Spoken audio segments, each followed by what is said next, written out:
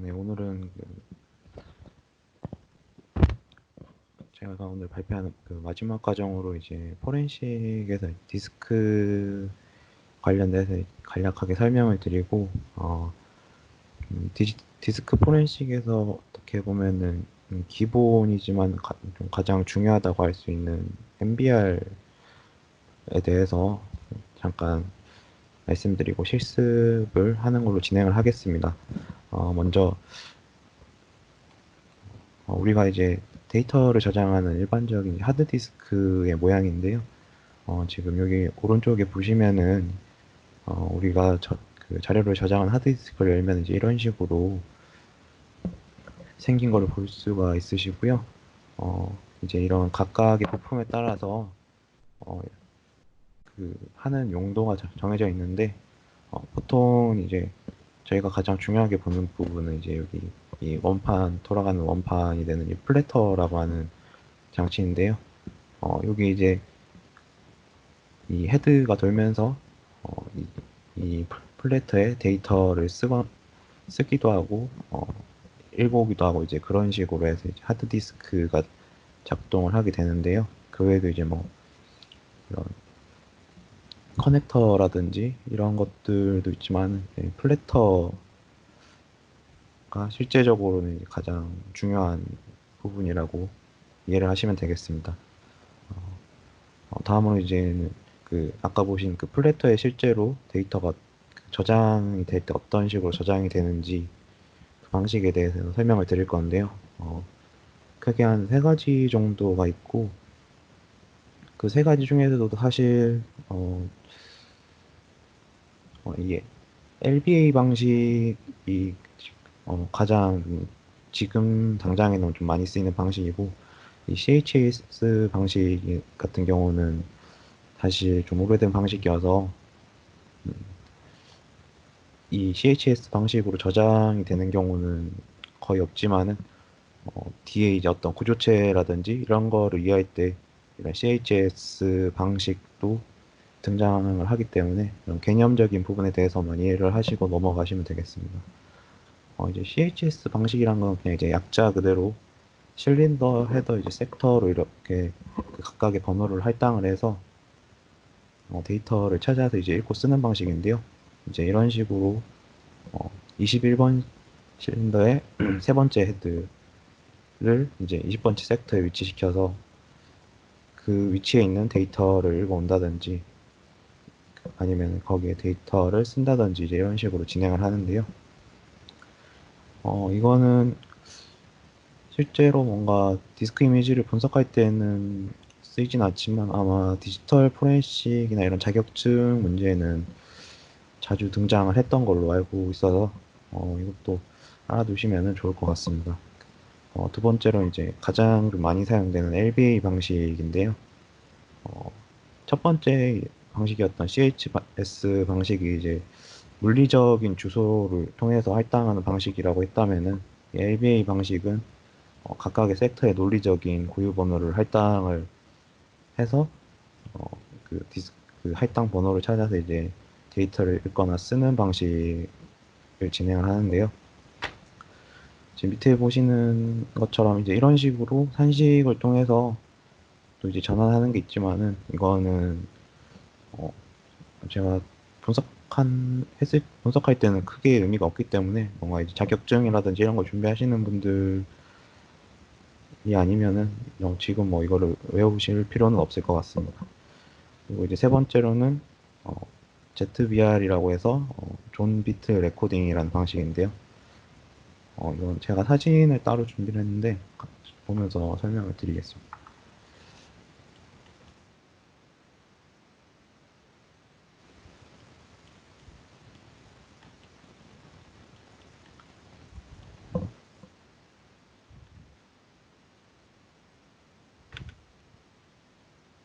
어, 제가 사진을 따로 저장을 해놓으려고 했는데 깜빡했네요. 보시면 이제 아까 그 디스크에 이제 이런 식으로 그 구분을 짓게 되는데요. 보통 이제 어, 중요하게 보시는 어떤 단위라고 하면은 이 섹터, 이 트랙 세터라고 해서 지금 이렇게 디스크가 원판으로 돼 있는데 각각의 원이 이렇게 여러 개가 그려져 있잖아요. 이 하나의 이 원 둘레를 트랙이라고 한다면은 이 트랙의 단위가 되는 걸 이제 트랙 섹터라고 하거든요. 이 트랙 섹터 그 LBA 방식 같은 경우 이제 이런 식으로 이 트랙 섹터 각각의 번호를 매겨서 이 번호를 찾아서 이제 읽거나 쓰거나 하는 방식을 한다면은 아까 보신 ZBR 방식 같은 경우에는 보시면은 아까 보신 그 LBA 방식 같은 경우에는 이 외곽 쪽에 도는 원이 둘레가 더 크지만은 이 내각 쪽과 똑같이 나눔을 함으로써 부여되는 섹터의 개수는 같았거든요. 근데 이제 ZBR 방식 같은 경우에는 이 외곽 쪽에 도는 트랙 같은 경우가 둘레가 더 많기 때문에 이런 식으로 더 많은 섹터를 할당함으로써 좀 더 데이터를 읽어오거나 쓸 때 빠른 속도를 쓸 수 있게끔 하는 이런 방식이라고 이해를 하시면 되겠습니다.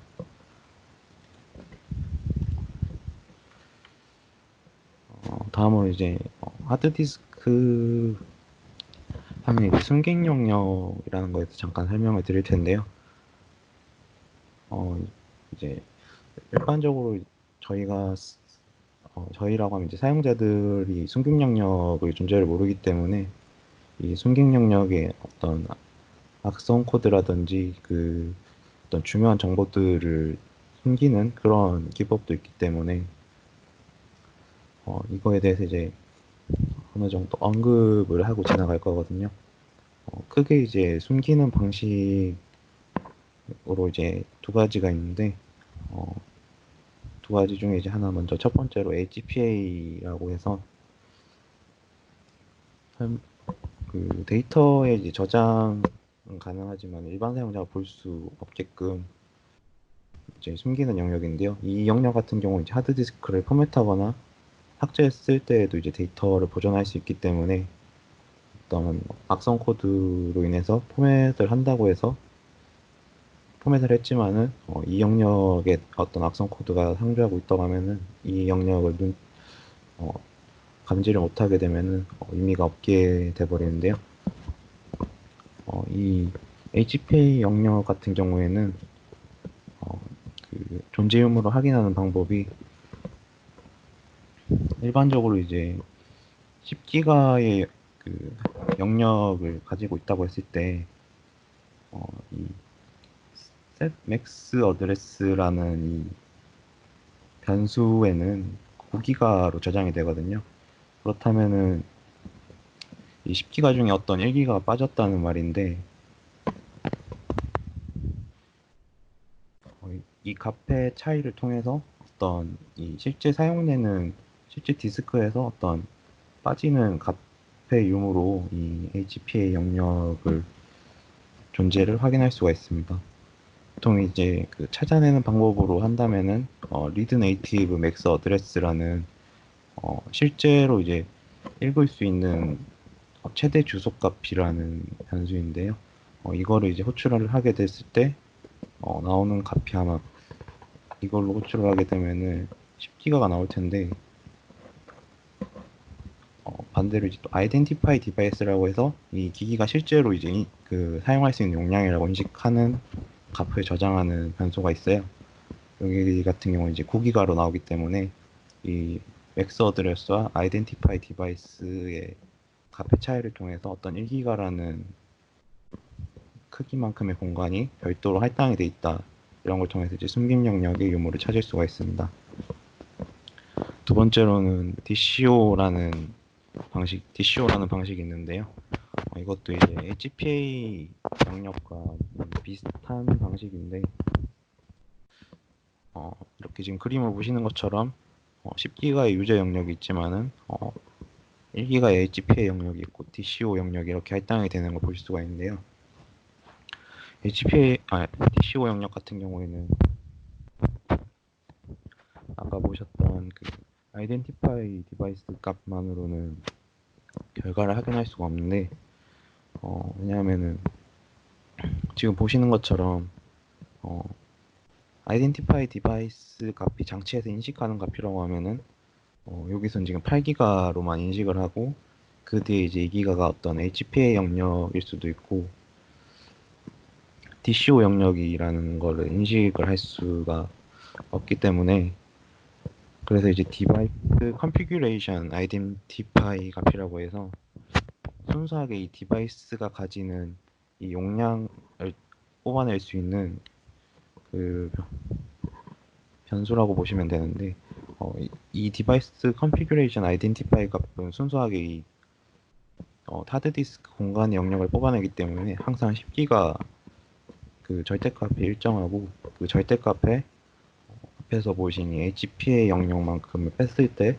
그때도 또 공간이 남는다면은 어, 공간의 차이가 발생하게 된다면 DCO 영역이 숨겨져 있다, 그렇게 이해를 하시면 되겠습니다. 이 DCO 영역 같은 경우는 이제 여기 뭐 도구가 여러 가지가 있는데 제가 잠깐 하나 보여드리면은 이런 디스크 스탯이라는 도구가 있고요. 이것도 사실은 상용 소프트웨어이기 때문에 어, 그 지금 저 같은 경우는 무료 버전으로 쓰고 있는데, 뭐 이런 식으로 이제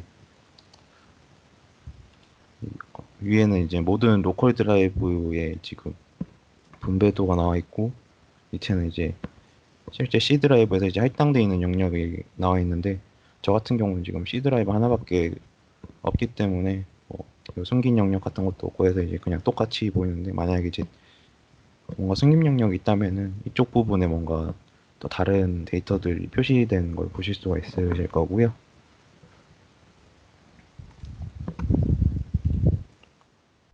이제 다음으로 이제 이런 데이터들을 어떤 디스크 이미징을 할 때 여러 가지 방법이 있겠지만 증거 수집 방식에서 뭐 네 가지 정도 줄인다면은 컨트롤러에 이제 직접 접근을 한다는 방식이 있겠고요. 이거는 예전에 한번 설명을 드렸다시피 그 전문적으로 이제 그 운영되는 디지털 포렌식 기기 같은 거를 이제 인식을 시켜서 최대한 이제 데이터에 변조가 적게끔 해서 이제 수집하는 방식인데, 그거는 사실 정말로 그런 환경이 있지 않은 이상은 해볼 경험이 없기 때문에 이거는 좀 비현실적인 방법이고, 두 번째 이제 컨트롤러의 바이오스 접근 같은 경우에는 이것도 마찬가지로 일반적인 방식은 아니고 이제 그 전문적인 소프트웨어를 통해서 그 바이오스에 이제 디스크 데이터에 접근하게 되면서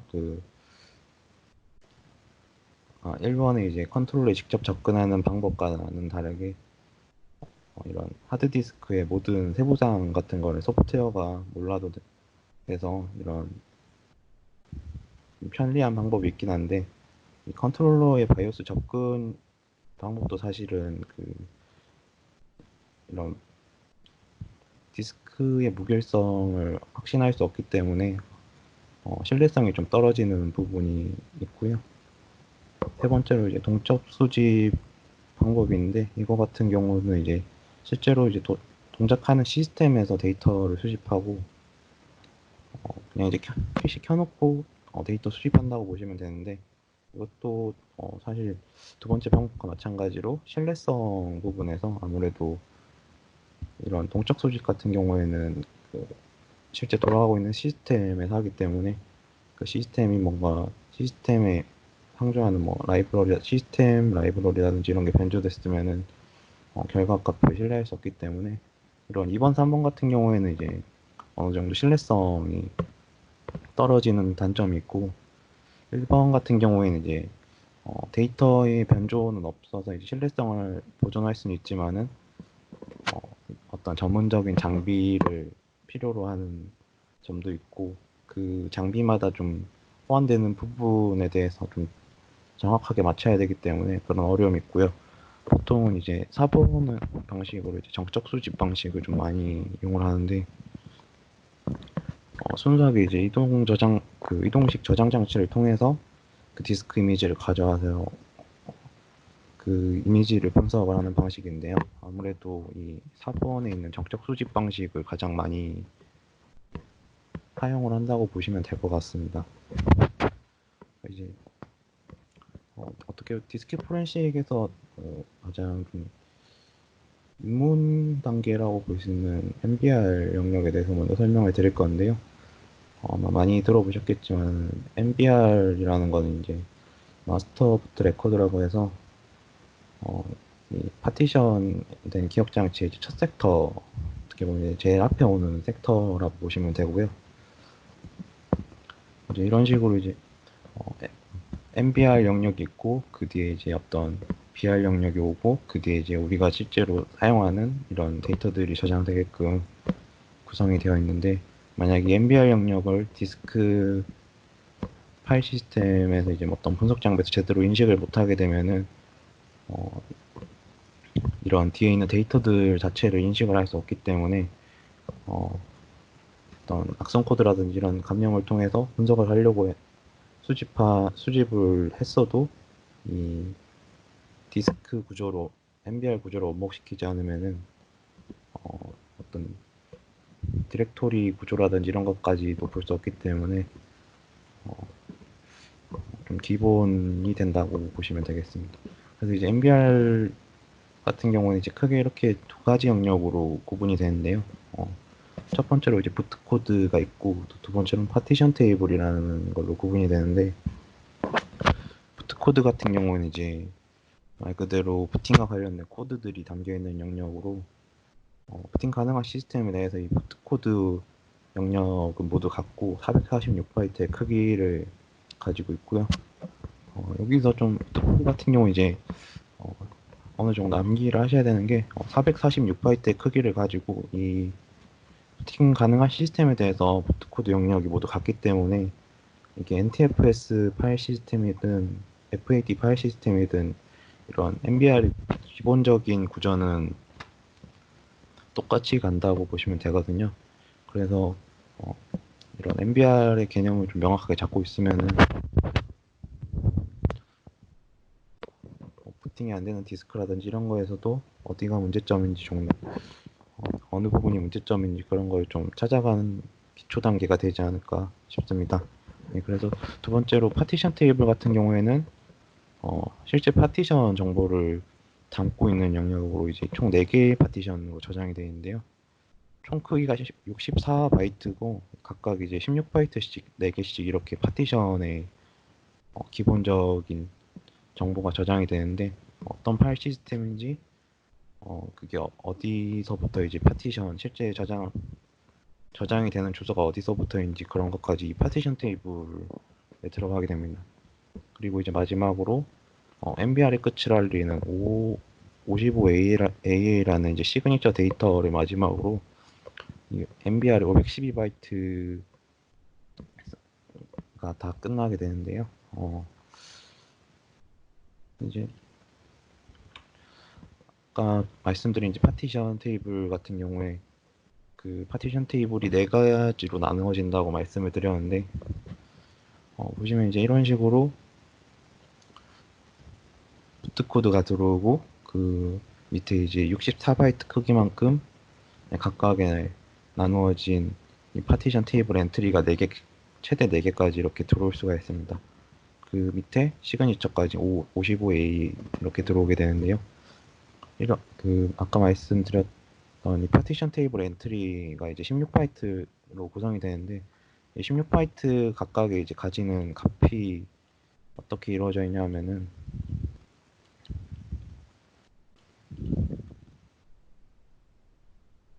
이런 식으로 이제 각각의 이 바이트에 맞춰서 이 파티션이 지금 부팅이 가능하다고 하면은, 부팅이 불가능하다고 하면 이제 00이라는 값으로 이제 시작을 하고, 그 외에 이제 밑에 보시면은 아까 잠깐 보셨던 CHS 어드레스가 시작하는 부분, 그리고 이제 파티션 타입, 그리고 밑에 또 CHS가 끝나는 주소값, LBA가 시작되는 주소값 이렇게 있는데요.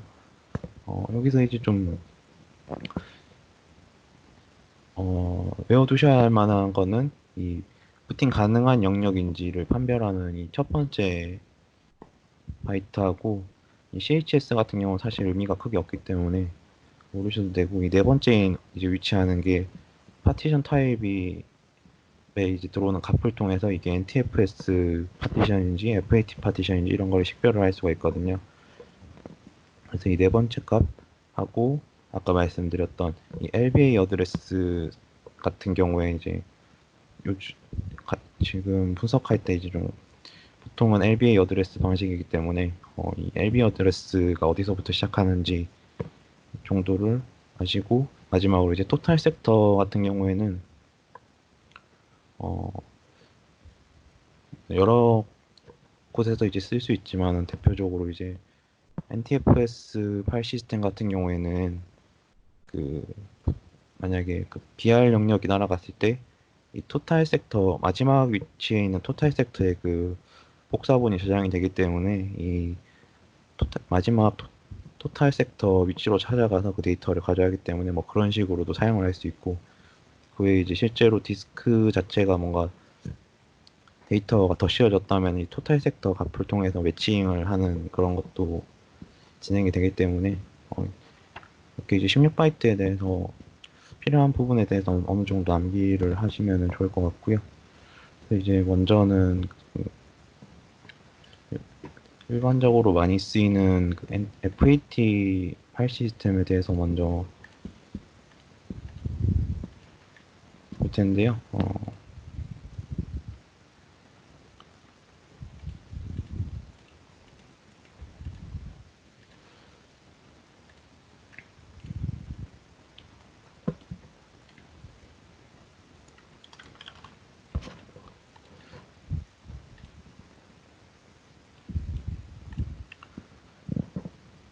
이제 지금 이 CC 파일은 그 스타터 포렌식이라는 책에 그 나와 있는 CC 파일인데,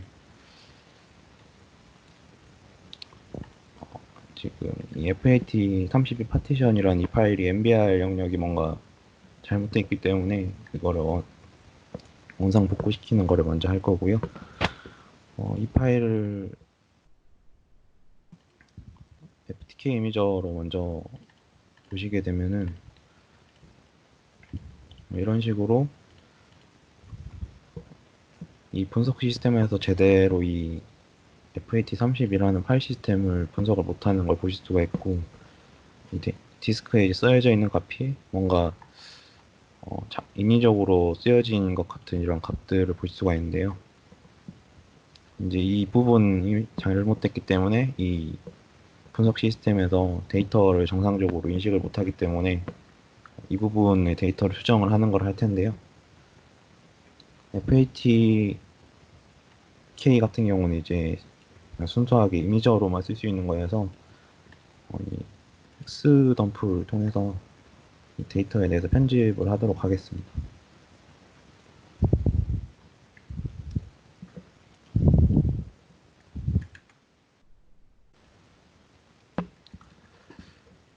먼저 아까 설명을 드렸다시피 처음에 이제 512바이트가 그 MBR 영역이라고 하면은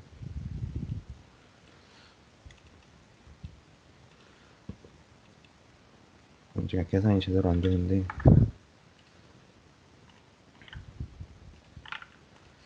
여기 200, 여기 지금 55AA라는 그 시그니처를 끝으로 여기까지가 이제 전체 MBR 영역이 되는데요. 여기서 이제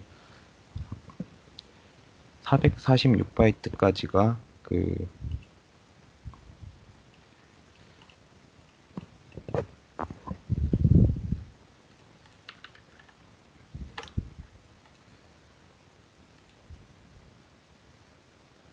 여기까지가 이제 마스터 영역이라고 한다면은 여기서 이제 이 뒤에서부터 파티션 테이블 영역이 시작이 되고요.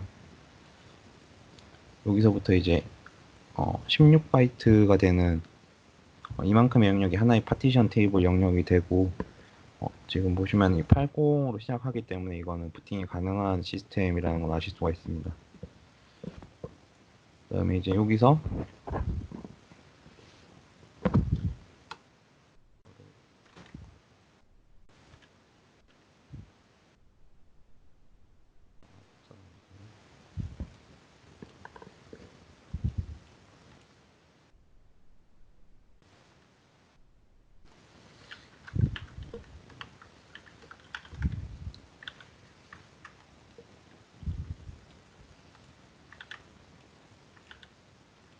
부분만 하나 따로 빼서 이렇게 보시면은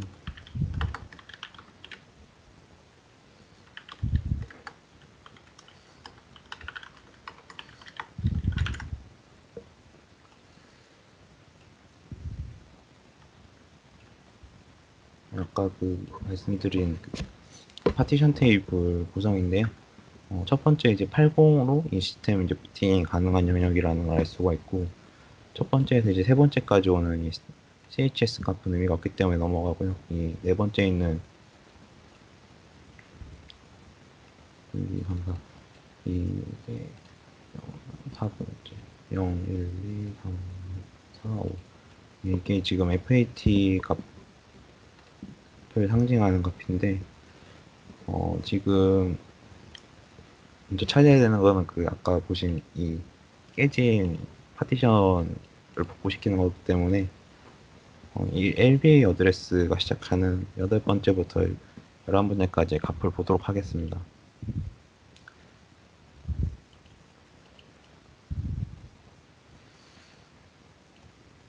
이렇게 하면 이제 000003F라는 값이 이 LBA의 시작 주소라는 걸 보실 수가 있는데요.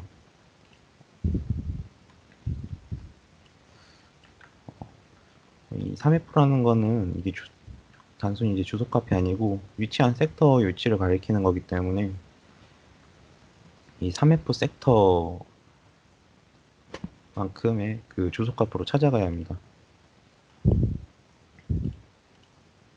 먼저 이 3F를 10진수로 변환하면 63번 섹터 10진수로 이제 63번 섹터라는 걸 아실 수가 있는데요. 이 63번 섹터의 이제 주소로 찾아가야 되기 때문에 이 섹터 하나당 512바이트의 크기를 가지고 있거든요. 그래서 512바이트를 곱해주게 되면은 72000이라는 주소가 나오게 됩니다. 이 주소를 이렇게 찾아가면은 아까 보셨던 그 아까 FTK 이미저로 보셨던 이 잘못된 데이터들이 원래 이제 들어가 있어야 되는 파티션 정보를 이걸 더 씌우고 있어서 인식을 못한다는 거 보실 수가 있는데요. 그러면 이제 이거를 원래 데이터로 복구를 시켜야 되는데 FAT 파일 시스템 같은 경우는 특징이 지금 이 63번 섹터에서 이제 시작하는 섹터에서 이제 6번째 섹터, 그러니까 이제 69번째 섹터, 이게 지금 영업하지 않아서 69번째 섹터에 이제 백업본을 두게 되는데요. 그러니까는 이 실제 저장되는 이 섹터로부터 6번째 위치에 섹터가 저장됐다고 보시면 됩니다. 만약에 이게 70번 섹터로 가면은 76번 섹터에 여기 원래 저장됐어야 될 데이터가 저장이 된다고 보시면 되고요. 아까 하신 거와 마찬가지로 69번 섹터에 512바이트를 해서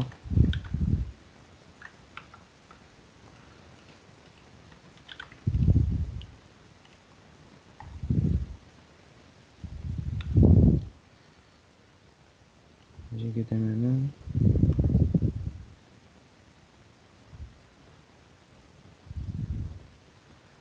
네, 여기까지 이제 55A에까지 지금 정상적인 파티션 정보가 저장이 되어 있는 거를 보실 수가 있고요. 이제 이 값이 원래 아까 보신 그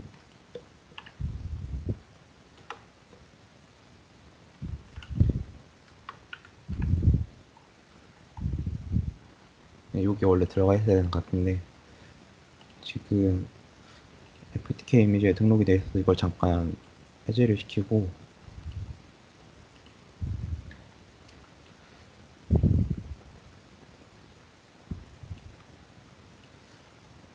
여기서부터 여기까지 데이터를 더 씌워 보도록 하겠습니다. 이제 이런 식으로 아까 그 데이터를 더 씌우고요.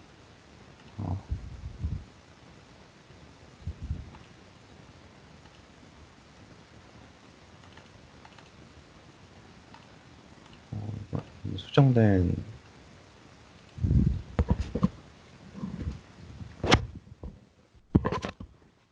데이터로 저장을 하고,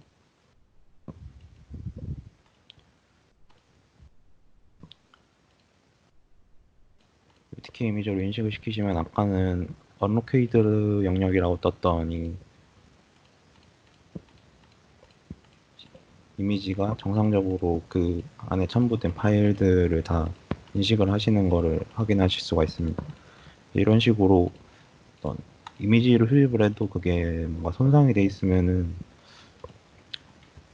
그걸 볼 수 없기 때문에 의미가 없어서 이런 식으로 이제 하나씩 수정하는 것도 어느 정도 알고 있으면 도움이 될 것 같아서 말씀을 드렸고요. 다음으로는 그 NTFS 파일 시스템을 복구시키는 걸 하고, 시간이 좀 되면 확장 파티션 복구까지 진행을 하도록 하겠습니다.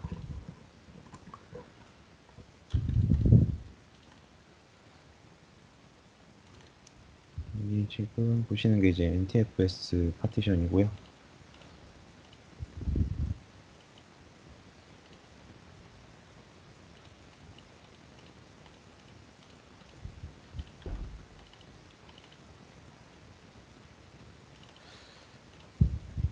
이것도 마찬가지로 인식을 하게 되면은 아까와 마찬가지로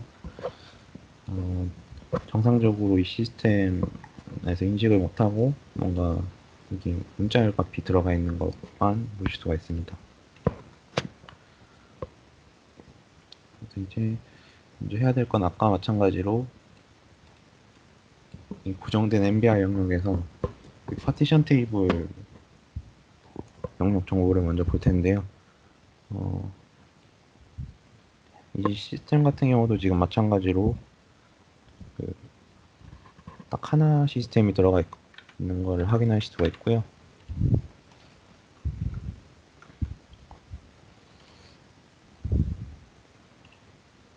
아까 FAT 파일 시스템을 찾아갔던 것과 마찬가지로 이것도 여기 5번째에서부터 7번째, 5번째, 8번째부터 11번째에 이 LBA 어드레스 주소를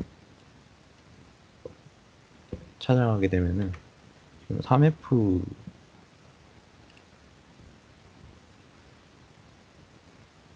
제가 잘못 쓰려는데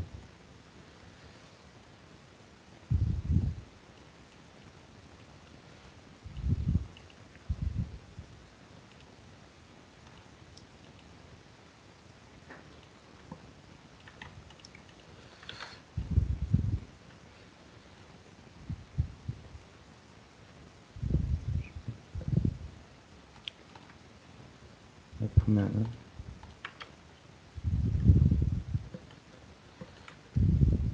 아까랑 같아서 잘못 찾은 줄 알았는데 이런 식으로 아까처럼 이 영역의 데이터가 63번째 섹터에 데이터가 이제 잘못 들어가 있는 걸 보실 수가 있고요. 그래서 이제 여기 원래 들어가 있어야 될 파티션 정보를 이제 복구를 시켜야 되는데 FAT가 이제 지금 잘못 쓰여진 섹터에서 6번째 원본 데이터 백업이 있다고 하면은 NTFS 파일 시스템 같은 경우에는 가장 마지막에 있는 섹터에 저장이 되게끔 돼 있거든요. 그래서 이거는 또 찾을 텐데 찾기 전에 그 엑셀 에디터 이제 저 같은 경우는 이런 계산하는 거에 대해서 설명을 드리려고 이렇게 그냥 바로 불러드렸는데, 원래는 디스크 이미지 분석을 하실 때는 여기 툴에 보시면은 오픈 디스크 이미지라고 해서 이런 이미지를 전용으로 볼 수 있게끔 하는 그 도구가 있거든요. 이걸로 이렇게 불러오시게 되면은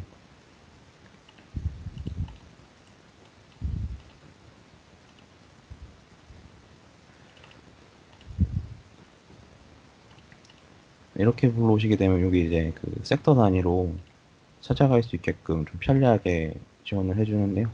이런 식으로 그냥 63번째 섹터 이렇게 찾아가서 하면은 아무래도 좀 계산 안 해도 되고 쉬워서 지금부터는 이걸로 하도록 하겠습니다.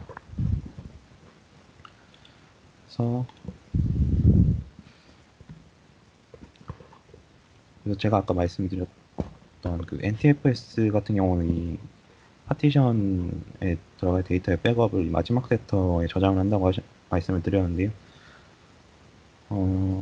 이 파티션 테이블 구조체 중에 아까 마지막에 토탈 섹터라는 거에 이제 전체 섹터에 정보가 들어간다고 그렇게 한번 말씀을 드렸었는데, 실제 이 파티션 이거였나? 아마 맞을 것 같은데, 여기서 이제 12번째부터 15번째까지 하나, 둘, 셋, 넷, 넷.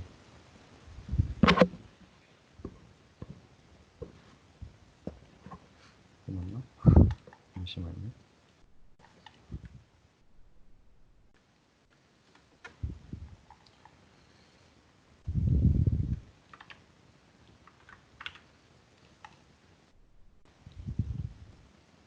네, 아까 여기서부터 이제 여기까지가 그 마지막 NTFS 아니고 그 토탈 섹터를 표시하는 부분인데요. 이거를 이제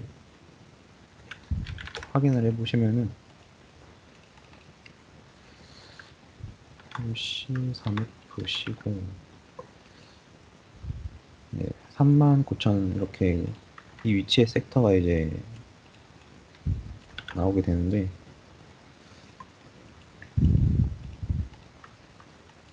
이렇게 찾아가면은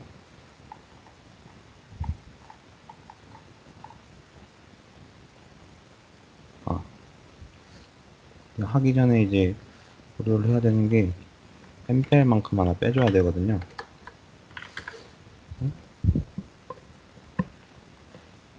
잠시만요.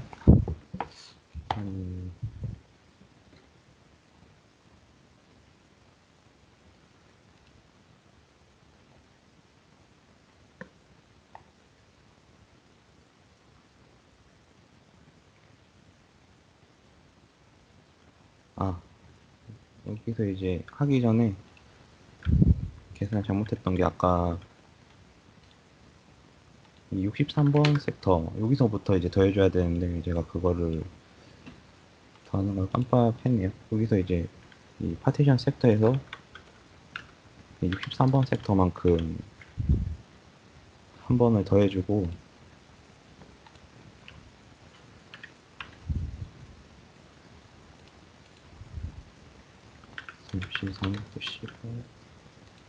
어, 63 섹터만큼 한 번 더해주고 여기서 이제 이 토탈 섹터에서 그 MBR 부분 하나 빼줘야 되기 때문에 여기 가시게 되면은 여기서부터 이제 NTFS라는 그 파티션 정보가 백업되어 있는 걸 확인을 하실 수가 있습니다. 여기서부터 여기까지 이제 원래 그 아까 깨져 있었던 그 63번 섹터에 들어가야 될 데이터가 여기 백업이 돼 있는 걸로 더 씌우기를 하면은 하기 전에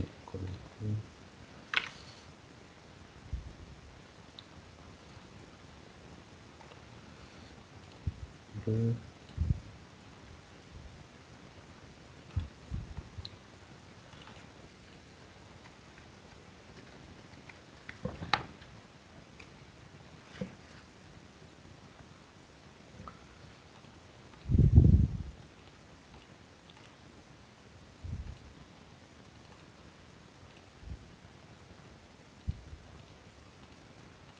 이제 이런 식으로 하면은 예, 아까 FAT를 원래대로 했던 것처럼 마찬가지로 아까 깨졌던 시스템이 정상적으로 이런 구조들을 인식을 하고 분석할 수 있게끔 이렇게 나오는 걸 보실 수가 있고요. 제가 지금 한 건 이제 FAT하고 NTF에서 좀 대표적인 거 두 개만 했는데 이거 외에도 이제 그 워낙 파일 시스템 같은 게 좀 종류가 많기 때문에 이것만 가지고 이제 뭐 다 배웠다고 할 수는 없고요. 그 외에도 이제 뭐 지금 같은 경우는 사실 이런 MBR에 이제 저장돼 있는 백업본 데이터를 찾아서 이렇게 할 수 있었지만 만약 이거를 이제 이것까지도 뭔가 날아가 버렸다면은 그때는 그 어떤 원래 그 시스템에서 쓰는 MBR 영역하고 이제 비교를 해서 거기서 이제 뭔가 이 하드디스크의 파티션 테이블의 CYD 카피라든지 이런 것까지 좀 맞춰야 되는 복잡한 과정이 있기 때문에 그런 부분은 나중에 기회가 되면은 같이 한번 하면 좋을 것 같고요. 오늘은 좀 기본적인 파일 시스템 두 개 이렇게 실습하는 걸로 제가 준비한 거는 마무리하도록